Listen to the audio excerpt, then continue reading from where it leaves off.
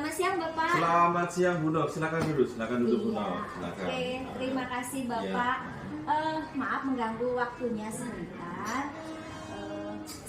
Siang hari ini saya pengen belajar banyak dari Bapak mengenai pengambilan keputusan sebagai seorang pemimpin ya Pak ya. Pastinya Bapak sudah seringkali berhadapan dengan pengambilan keputusan ya Pak. Iya betul.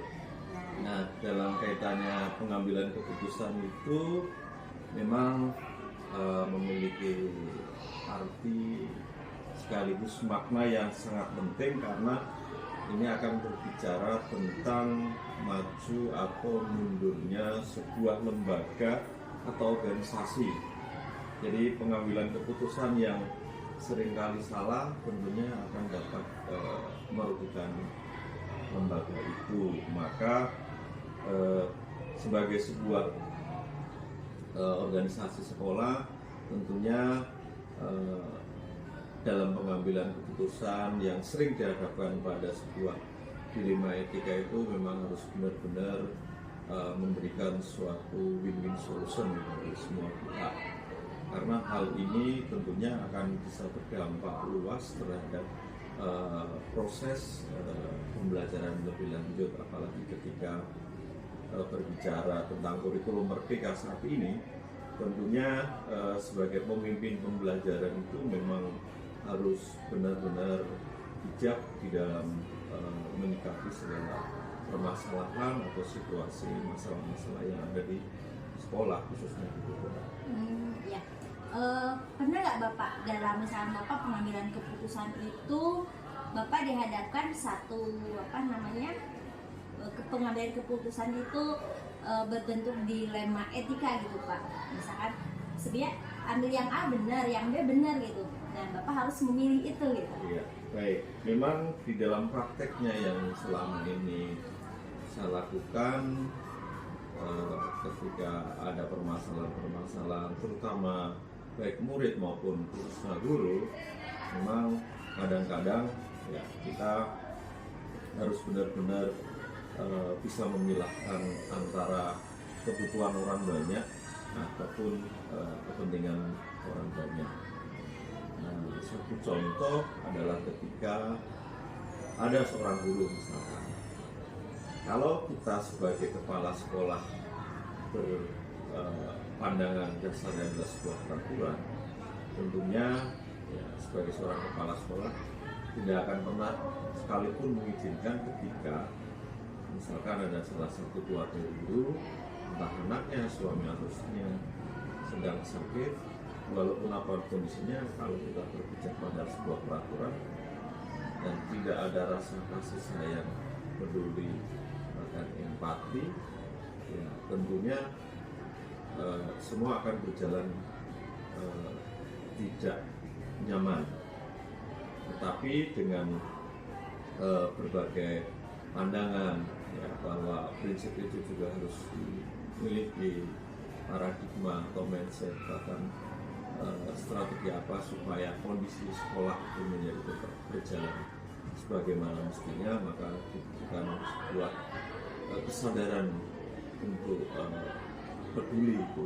Salah satu contoh ya tadi, ketika ada anak guru sakit, tapi kalau berdasarkan aturan nggak boleh, tetapi bagaimana selaku kepala sekolah tetap membuatkan tanggung jawab, artinya memberikan tugas guru tersebut untuk bisa memberikan tugas di sekolah, semuanya bisa jalan.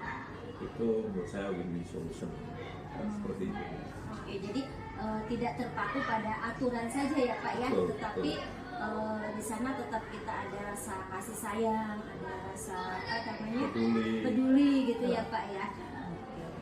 Nah, dalam pengambilan keputusan tersebut pastinya Bapak juga memikirkan prinsip-prinsip dari pengambilan keputusan ya Pak ya. Betul.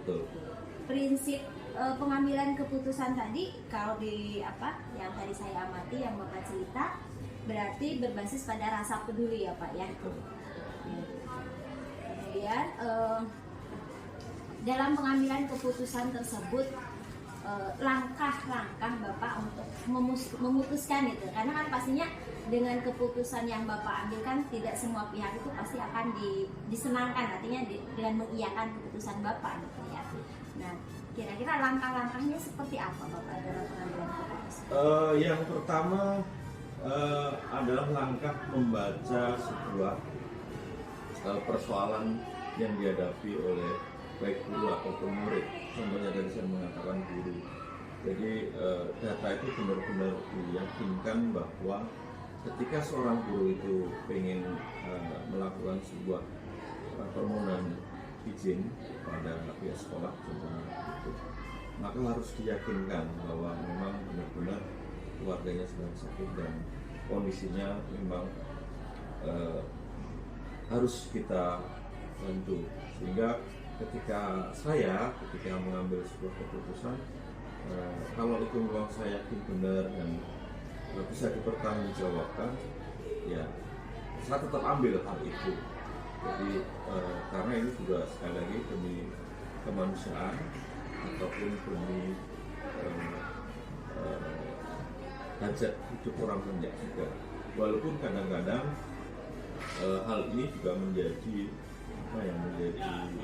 sebuah pertentangan ketika keputusan ini diberlakukan. Kadang-kadang satu dengan yang lain itu menganggap ini ada sesuatu yang subjektif, artinya dengan guru A diizinkan, dengan guru B diizinkan. Maka dari itu ya konsistensi menurut saya itu harus saya perlakukan sama terhadap sebuah keputusan. Artinya saya pun tidak akan melakukan perbedaan itu. Yang penting tadi istilah win-win solution itu bisa dimaknai bersama dengan kesadaran penuh bahwa tugas guru sebagai pelayan peserta didik itu tetap harus diwujudkan. Jadi bukan karena banyak sekali persoalan tidak masuk karena untuk kepentingan yang lain, tapi kalau itu memang kepentingan kemanusiaan, menurut saya tidak ada salahnya saya mengambil kebijakan untuk tetap mengizinkan sebagai guru tidak hadir di depan anak-anak. Berarti tadi Bapak melihat dulu ya, artinya alasannya itu apa gitu ya Pak ya, kemudian siapa gitu yang terlibat di dalam pengambilan keputusan itu gitu ya Pak ya. Jadi yang saya lengkapi bahwa tidak sekedar bicara sopan santun ataupun bicara norma sosial, tetapi lebih kepada bicara moral itu sendiri. Jadi ketika permasalahan-permasalahan itu muncul, maka ya sebagai seorang kepala sekolah bisa menyaring permasalahan-permasalahan dengan aspek moral yang benar-benar tulus dalam, tapi kadang-kadang juga tidak mudah, tetapi harus coba kita lakukan supaya berbagai kepentingan tadi bisa terselamatkan. Nah, ada nggak sih Pak tantangan dalam pengambilan keputusan gitu pada kasus-kasus dilema etika itu? Pernah ada suatu tantangan tidak gitu? Banyak sebetulnya. Ya, salah satunya tantangan yang sering kita hadapi tadi adalah ketika bagaimana menghadapi situasi kondisi yang memang dibutuhkan keputusan secara cepat yang harus dilakukan oleh seorang kepala sekolah atau pemimpin pembelajaran, ya. Termasuk guru juga menjadi pemimpin pembelajaran, tetapi kadang-kadang keterlambatan keputusan itu kemudian yang menjadi keputusan itu kurang efektif. Sebagai contoh misalnya ketika ada permasalahan yang memang harus diputuskan segera, tapi mungkin ditunda-tunda, itu akan justru berdampak lebih pada masalah muncul yang lain. Sehingga hal ini di samping tadi yang sudah saya sebutkan, perlu kejelasan atau berbasis data, kemudian juga berpijak pada moral. Yang lebih penting lagi adalah tentunya harus berani mengambil keputusan secara cepat dengan cara yang bijak. Itu menurut saya. Berarti kadang-kadang juga dihadapkan harus mengambil keputusan itu secara cepat ya Pak ya. Tapi mungkin kadang-kadang Bapak pernah juga nggak mengambil keputusan itu jadi dipikirkan dulu gitu, misalnya ada jeda waktu dulu atau seperti itu tidak? Tergantung dari persoalannya. Artinya ketika permasalahan etika itu muncul, kadang-kadang saya menunda itu karena butuh teman sharing untuk memberikan masukan, kira-kira kalau yang seperti ini bagaimana, kalau yang seperti ini bagaimana. Tapi kalau persoalan itu sering kita hadapi, sering kita alami, menurut saya tidak terlalu memusingkan ya. Jadi intinya bahwa yang saya alami kadang-kadang ketika harus memecahkan masalah itu kan berbicaranya ya saya sendiri harus bisa memecahkan dalam diri saya sendiri dan juga orang lain, karena konsekuensi logis yang sering kita alami ya seorang pemimpin itu begini, mau tidak mau, suka atau tidak suka ya harus berani mengambil keputusan, karena posisi inilah saya sebagai kepala sekolah harus memiliki yang namanya problem solver tadi ya, harus berani memiliki gaya itu. Tetapi walaupun sempat kita tunda merangkul teman, tentunya kita harus memiliki daya analisis yang tinggi sehingga keputusan yang diambil tentunya itu sudah saya pertimbangkan dengan matang. Jadi tidak cepat bukan berarti tidak dipikirkan, tetapi kalau persoalannya itu pernah dialami atau sesuatu yang hampir sama ya masalah. Tetapi kalau yang baru biasanya yang saya lakukan dengan mengajak orang, mungkin sesama kepala sekolah ataupun dengan guru yang mungkin saya percaya untuk bisa menghadirkan sebuah solusi yang matang begitu. Oke, berarti dalam pengambilan keputusan itu ada seseorang ya Pak ya, mungkin diajak untuk berbicara ya Pak untuk mengambil suatu keputusan, sehingga keputusan yang diambil itu dianggap bahwa itu ada keputusan yang tepat begitu ya Pak ya. Nah, dari semua yang tadi telah Bapak sampaikan itu pembelajaran apa yang Bapak dapat petik dari pengambilan keputusan tersebut? Iya, baik. Pembelajaran apa yang selama ini saya alami ketika harus memutuskan sebuah dilema etika ini? Yang dibutuhkan tentunya adalah suatu sikap yang bijak dalam memainkan terutama peran kepala sekolah sebagai pemimpin pembelajar itu. Karena sekali lagi setiap keputusan yang sudah dibuat oleh kepala sekolah harapannya agar bisa cermat ya, agar bisa win-win solution dan bisa memberikan yang terbaik pada semua orang, harus memiliki nilai analisis, kemudian nilai uji yang tepat gitu, atas kasus yang dihadapi, sehingga permasalahan-permasalahan itu sendiri ketika nanti sudah diputuskan akan menjadi nyaman bagi semuanya. Walaupun sekali lagi problem dilema ini ketika nanti sudah diputuskan akan menjadi nyaman bagi semuanya. Walaupun sekali lagi problem dilema ini lebih kepada sebuah persoalan yang lepas dari jalur aturan-aturan yang ada, sehingga tergantung dari porsi yang akan diputuskan, tetapi dengan semangat kebersamaan ya, artinya tidak hanya kepala sekolah, guru murid punya komitmen tinggi untuk bagaimana memiliki rasa empati yang tinggi tadi, yang memiliki ketetapan dalam menghadapi kondisi bersama, maka menurut saya akan menjadi lebih baik, lebih mudah ketika keputusan itu akan diambil. Jadi bukan rasa senang tidak senang, suka tidak suka, tetapi benar-benar itu adalah keputusan yang diambil memang melalui beberapa tahapan tadi, yang mulai dari mengenal dulu, kemudian mencoba mencari data seperti apa yang dialami oleh guru maupun siswa, sehingga hal itu tidak serta-merta keputusan yang kita ambil itu bisa merugikan yang bersangkutan, baik guru maupun siswa. Wah, luar biasa sekali ya Pak ya. Hari ini saya bisa belajar banyak dari Bapak. Semoga nanti saya bisa menerapkan ini pada murid-murid di kelas ya Pak ya. Bagaimana saya mengambil keputusan tadi yang Bapak sampaikan, bahwa tidak hanya terpaku pada aturan, tetapi yang pasti itu ada rasa peduli dan rasa kasih sayang. Gitu ya. Lalu juga saya tambahkan ke depan, memang ketika bicara tentang kurikulum merdeka, memang ketika mengambil keputusan itu seringkali cara pandang seseorang ya, atau cara melihat kepentingan orang satu dengan yang lain dalam sebuah permasalahan itu dibutuhkan sebuah pola pikir yang sama. Artinya bahwa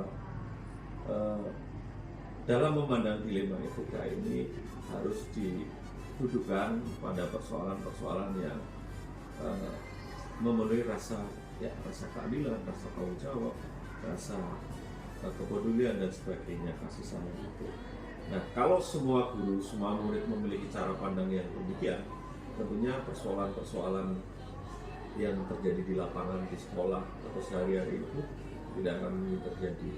Pasti orang akan lebih bernalar kritis ketika kenapa kok ada keputusan seperti ini.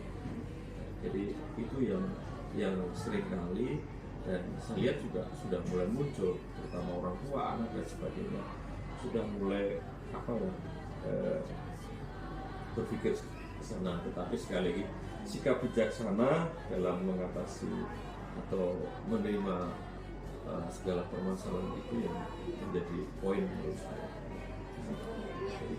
Tadi, kalau dikaitkan dengan kurikulum merdeka, berarti intinya tadi yang Bapak sampaikan bahwa keputusan yang kita ambil itu pastinya harus keputusan yang berpihak pada murid ya Pak ya. Betul. Supaya tidak menimbulkan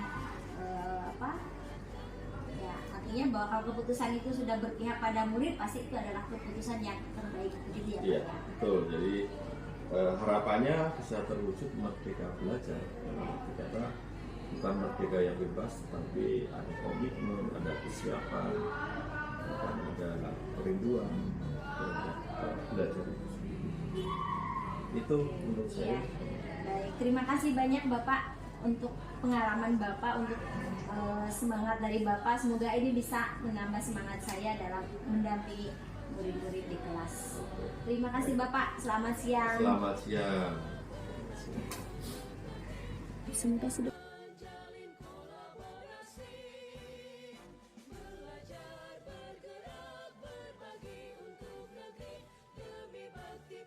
Ya, selamat siang Bruno.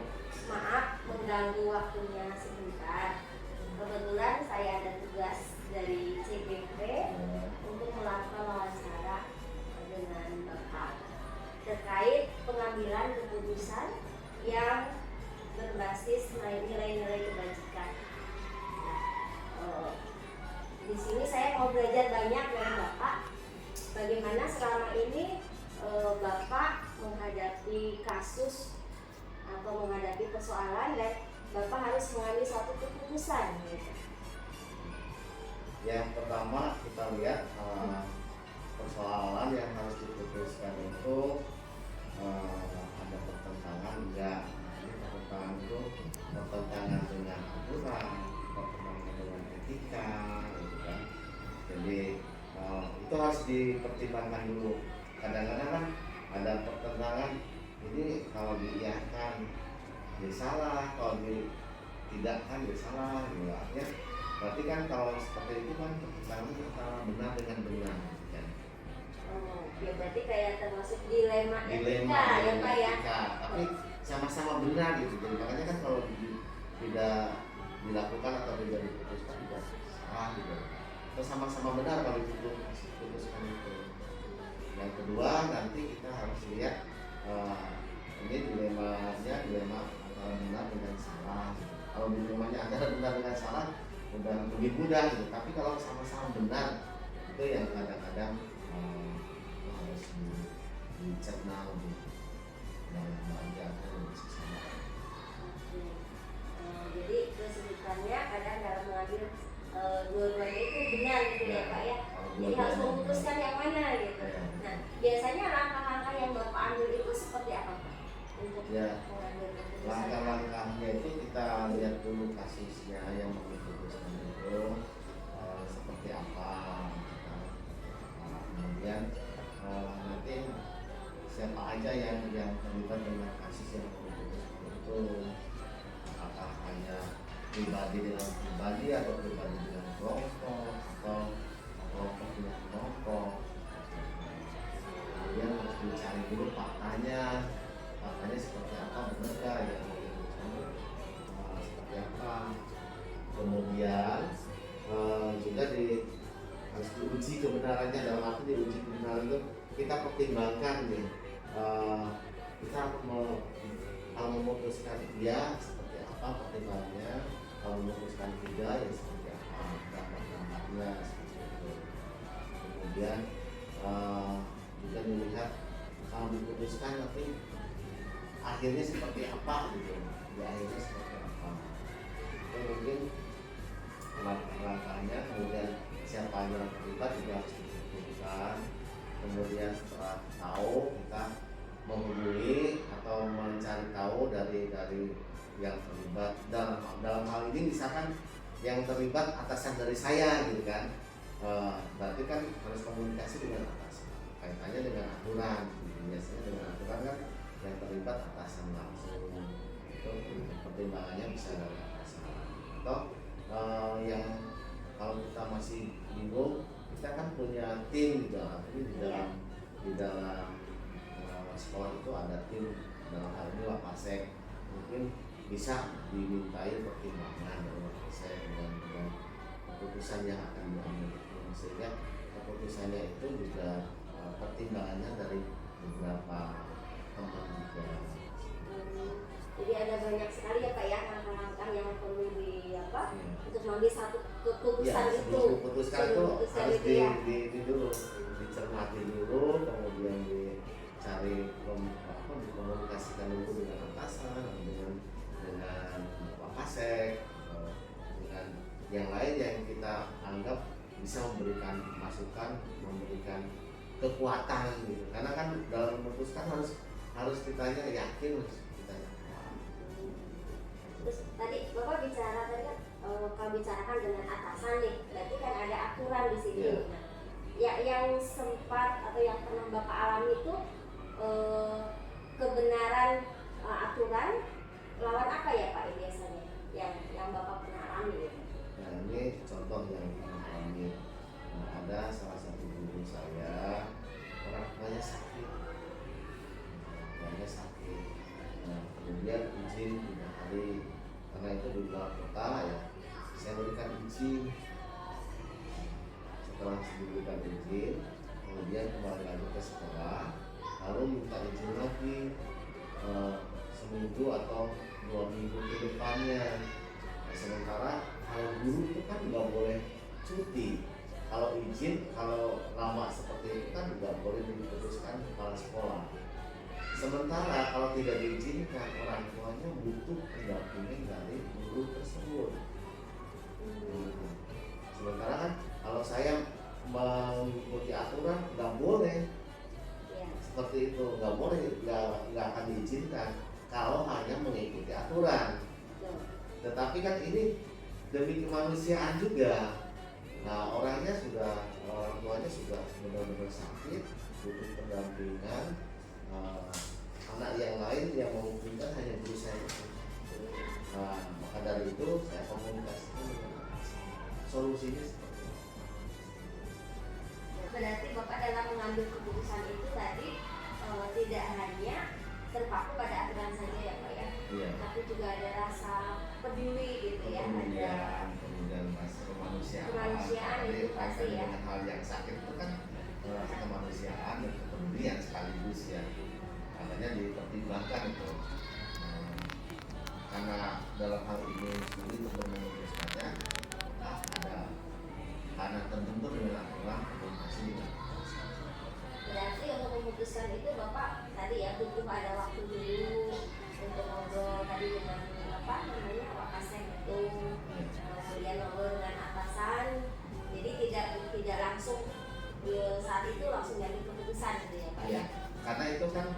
keputusannya bisa masih ada jeda waktu, berbeda dengan kalau keputusannya harus diputuskan saat itu.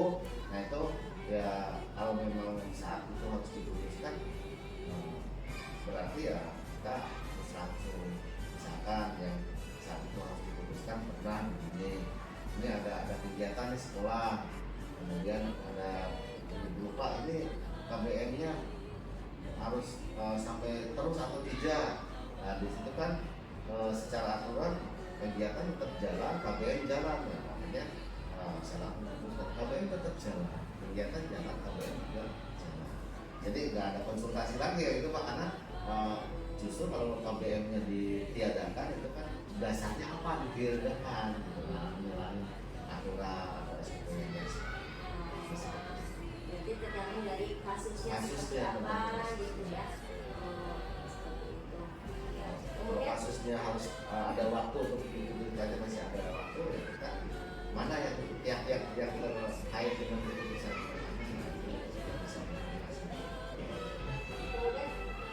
kemudian tantangan yang terberat apa nih yang pernah Bapak rasakan dalam pengambilan keputusan terkait tadi yang dilema etika itu ya Pak, untuk memutuskan benar dengan benar.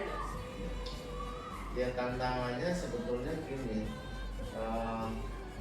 kita mau mengikuti aturan atau mau mengikuti perasaan. Artinya perasaan itu bukan perasaan enak nggak enak ya, tapi perasaan ini kemanusiaan gitu. Jadi kalau ingin selamatnya saya sebagai pimpinan yang harus mengikuti aturan, maka keputusan itu tidak boleh cuti atau tidak boleh izin seminggu lebih, karena aturannya nggak boleh. Lebih enak, tetapi dibalik memutuskan nanti tidak boleh, dampaknya mungkin orang tuanya makin parah, atau mungkin orang tuanya koma gara-gara dulu tadi nggak ini. Seperti itu. Makanya kan kita mengambil ya, demi kemanusiaan ini diizinkan untuk atau izin tidak masuk selama beberapa hari berikutnya. Padahal kan aturannya cuma 3 hari gitu. Seperti itu. Saya hari ini bisa belajar banyak dari Bapak nih, bagaimana membuat suatu keputusan. Semoga nanti saya bisa menerapkannya di kelas ya Pak ya, bersama anak-anak gitu. Jadi dalam Pasti mengambil bisa. keputusan itu tidak hanya terbentur hanya aturan aja ya, tapi di situ ada rasa kepedulian pastinya itu yang artinya dipentingkan juga gitu ya Bapak ya. Karena kan anak juga butuh respect, butuh peduli dari kita gitu kan.